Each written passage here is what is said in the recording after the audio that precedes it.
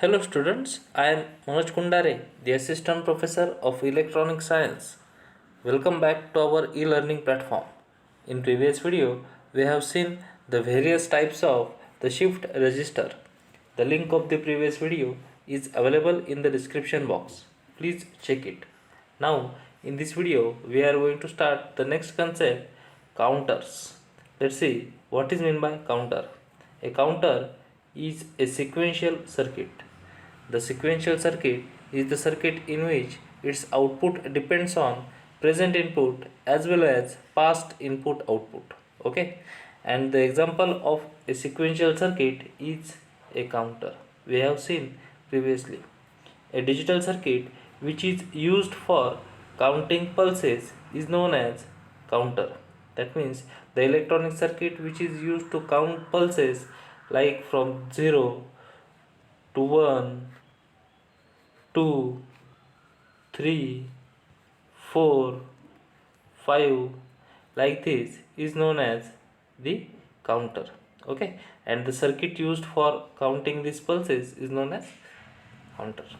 Counter is the widest application of flip-flops. It is a group of flip-flops with a clock signal applied.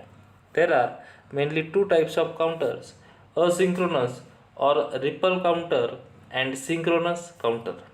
Let's see basic of asynchronous or ripple counter. The asynchronous counter is also known as the ripple counter.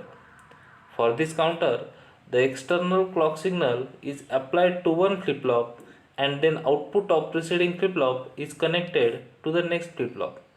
That means in this diagram we can see here that there are three flip-flops out of which the only clock signal is applied to the first flip-flop. Then the output of first flip-flop is connected to the clock of the next flip-flop. Similarly, the output of second flip-flop is connected with the clock of the third flip-flop. That means there is no separate clock like this to this type of counter. Hence, it is known as asynchronous or ripple counter. That is, no separate clock signal is provided to each flip-flop. Hence, these are slower than synchronous counter. There are three types of asynchronous counter: asynchronous up counter, down counter, and up down counter. Similarly, we can see the details about synchronous counter. In synchronous counter, all the flip-flops receive the clock signal at the same time. In this diagram, we can see here that this is the clock signal and all the flip-flops receive the clock at the same time. That means they operate at the same time. There is separate clock pulse is provided to each flip-flop. Hence, these are faster than asynchronous or ripple counters. Ring counter, Johnson's counter is the example of synchronous counter. There are three types of synchronous counter: synchronous up counter, down counter, and up down counter. Okay, I hope you all get the basic difference between synchronous and asynchronous counter. Let's see it in detail. In synchronous counter, the counter is clocked in such a way that each flip-flop in the counter is triggered by the same clock signal at the same time. Okay.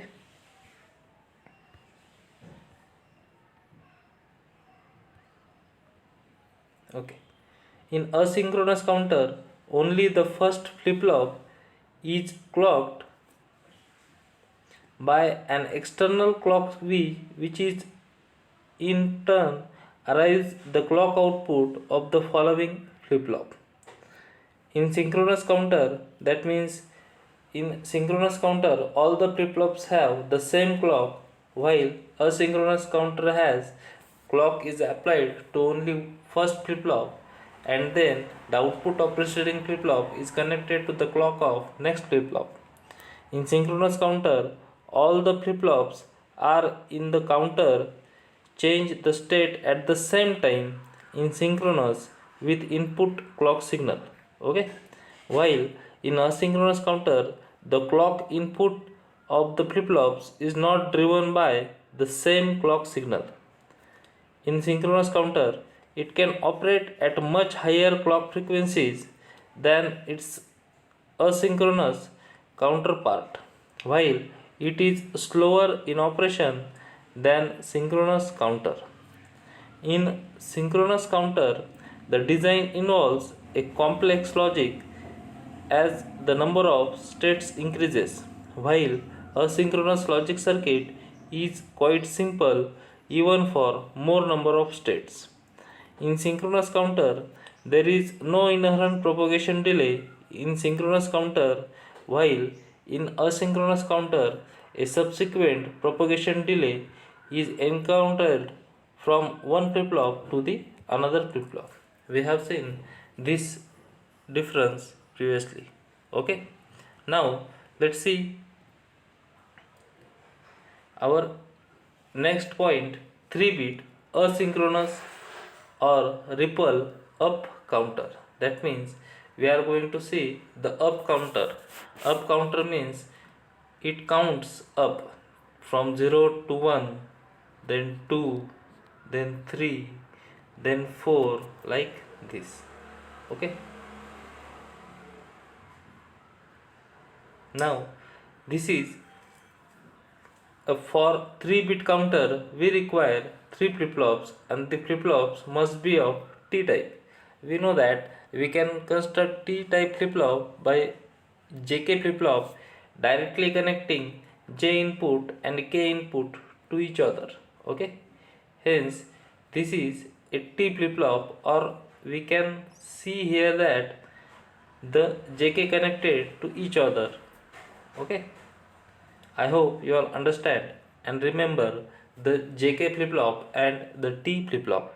Okay, this is the logic diagram for the 3-bit asynchronous up counter.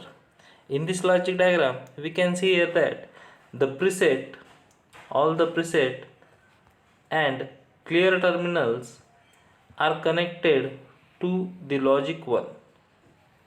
Okay, J and K inputs are connected to the logic 1. Okay, and only clock is provided to flip flop A.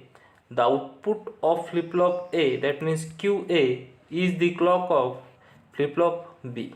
Similarly, the output of flip flop B, that means QB, is the clock of flip flop C, and this is the QC.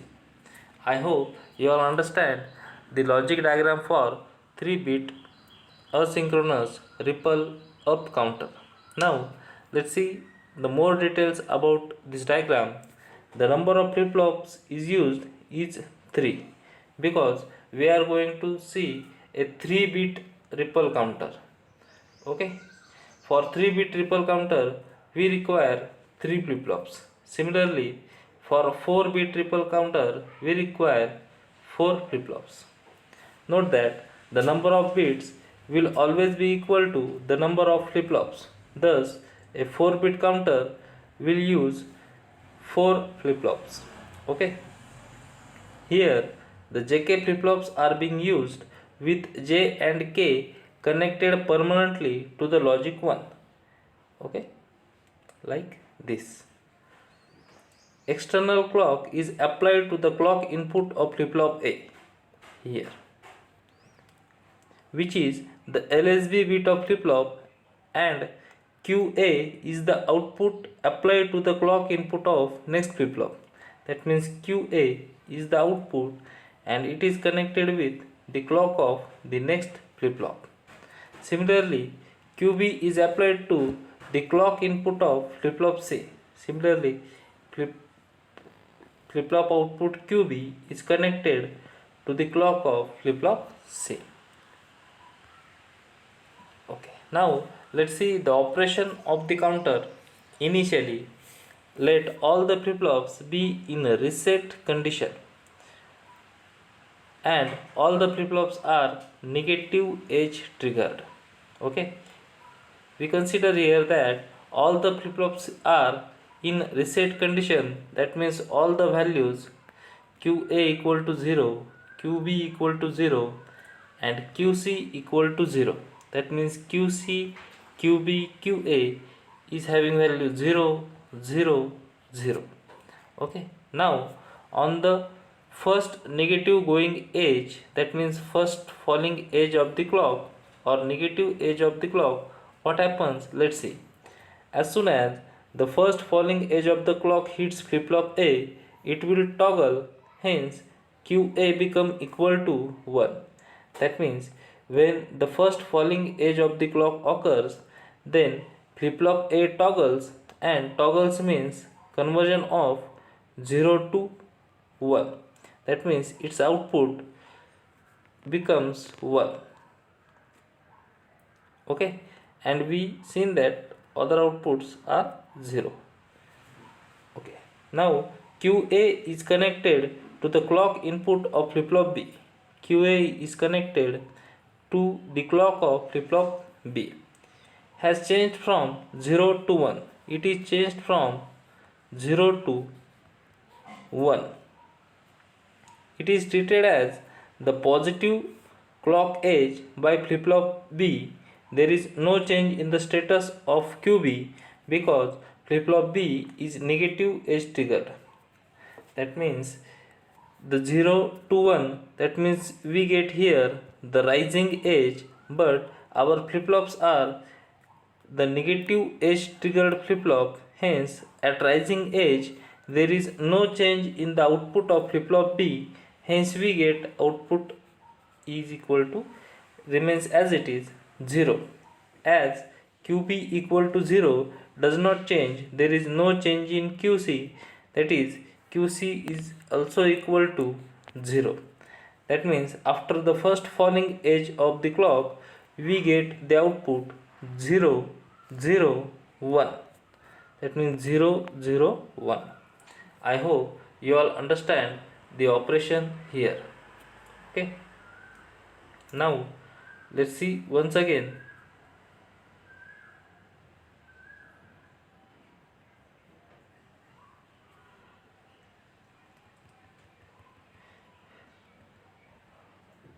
Let's see once again. On the first falling edge of the clock, initially all the flip-flops are in reset condition. Okay, on the first falling edge of the clock, apply to the flip-flop A, then flip-flop A toggles, that means 0 is becomes 1 now. That means QA becomes 1. Okay, QA becomes 0 to 1. That means here is a rising edge and our flip-flops are the types of the falling edge. Hence at the rising edge flip-flop B does not respond, hence its output remains as it is, that means 0. Similarly flip-flop C does not respond, hence its output remains as it is 0. Hence after completion of first falling edge of the clock we get the output 0, 0, 1. QC, QB, QA is equal to 0, 0, 1. I hope you all understand now the operation of the counter. Then at the second falling edge of the clock we have the value 1, 0, 0. Now what happens when the second falling edge of the clock occurs? Then on the arrival of second falling clock edge, flip-flop A toggles again and QA changes from 1 to 0. Let's see here, on the arrival of second falling edge of the clock, that means second falling edge of the clock, the flip-flop A toggles again. Toggles means 1 converted into 0. That means QA becomes 0. Okay, QA becomes 0 corresponding to the second negative clock edge. This change in QA from 1 to 0 acts as negative clock edge for flip-flop B, so it will also toggle and QB will change from 0 to 1, that is QB equal to 1. Okay, QA changes 1 to 0, that means the negative edge or falling edge occurs, hence flip flop B toggles now and its output becomes 1. That means we get the value of QB is 1. Okay, QB changes from 0 to 1. It is changes from 0 to 1. It acts as a positive clock edge for flip flop C. Therefore, flip flop C does not respond to it and QC remains unchanged. That means QB changes from 0 to 1. That means there is a rising edge and our flip flops are the types of falling edge. Hence, flip flop C doesn't change its output. Its output remains as it is 0. Hence, after the second clock pulse, the counter outputs are QC, QB, QA is equal to 0, 1, 0. Okay, I hope you all understand the operation here. Let's see once again.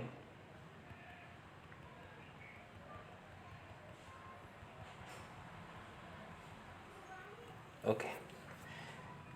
On the first falling edge of the clock, we have the output QA equal to 1, QB equal to 0 and QC equal to 0.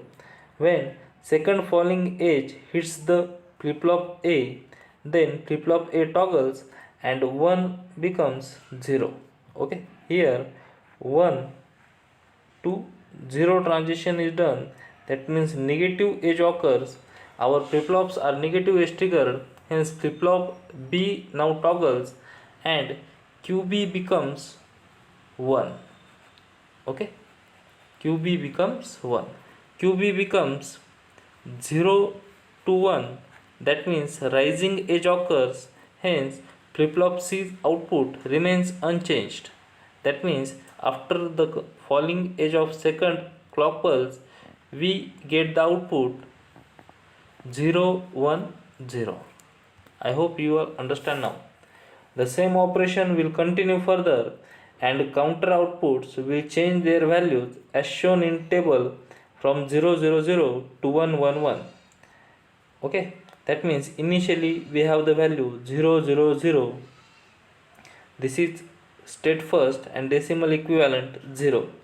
After first falling edge, we get the value 0, 0, 1. It is state second and the decimal equivalent is 1. Similarly, during second falling edge of the clock, the flip-flop outputs are 0, 1, 0. It is state 3 and the decimal equivalent is 2. Similarly, after completion of 7th clock pulse, we get the output 1, 1, 1.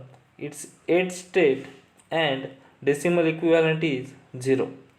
After completion of 7th falling edge, the 8th falling edge occurs and in this falling edge the counter resets now. That means it begins with the value 0, 0, 0, that means state 1 and the decimal equivalent to 0. I hope you all understand. That means it has total 8 state. Then after 8 state it continues with the state 1, 2, 3 up to 8. After reaching 1, 1, 1, the outputs will becomes 0, 0, 0 and the operation repeats itself. I hope you all understand this truth table. Let's see once again the operation on the truth table.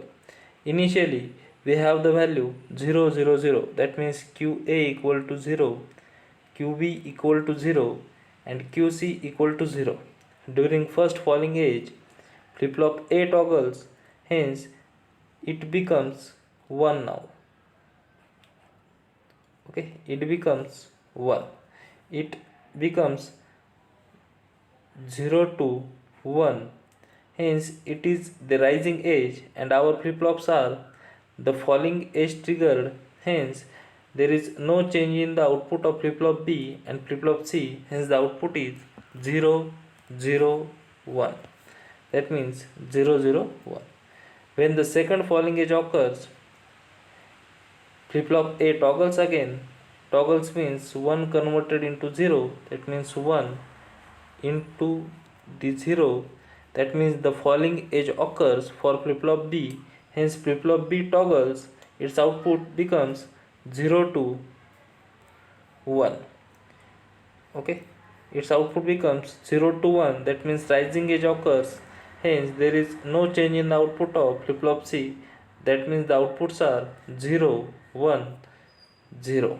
Similarly, the operation continues till the outputs becomes 1, 1, 1, and after the output 1, 1, 1, the next clock cycle will give the output 0, 0, 0.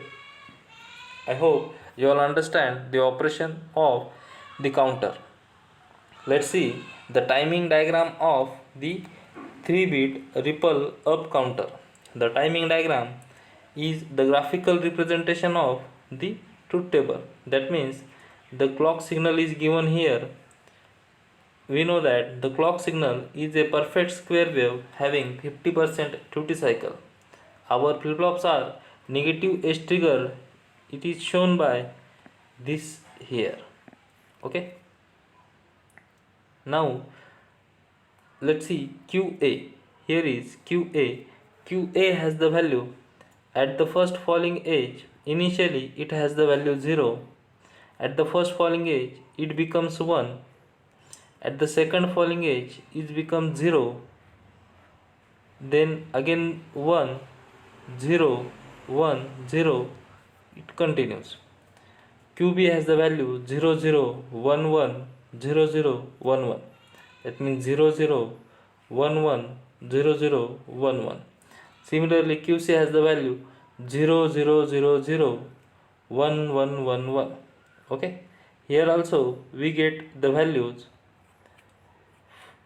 First one is these values for initial condition 0, 0, 0.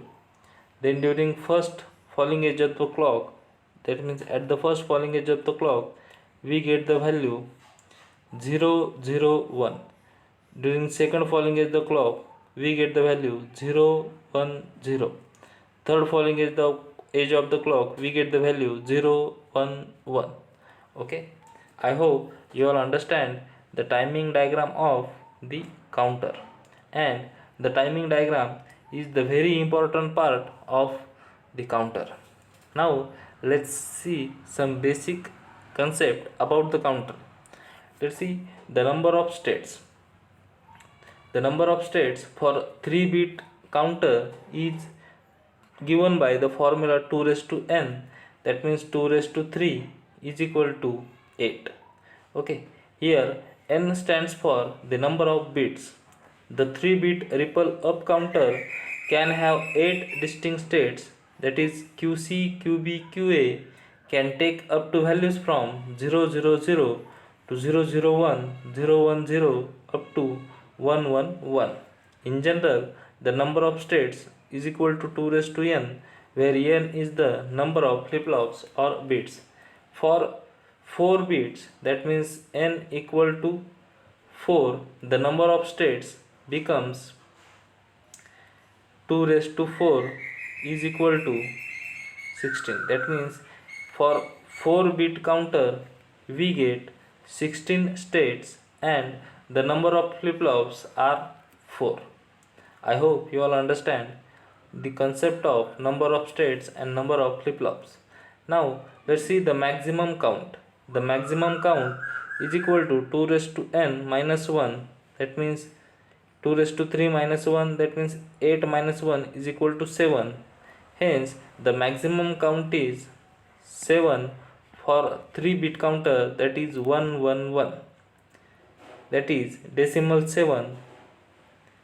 In general, the maximum count is equal to 2 raised to n minus 1. That means for 4-bit counter, the total number of states is equal to 16. Hence the maximum count is 16 minus 1 is equal to 15. I hope you all understand this concept. Thank you.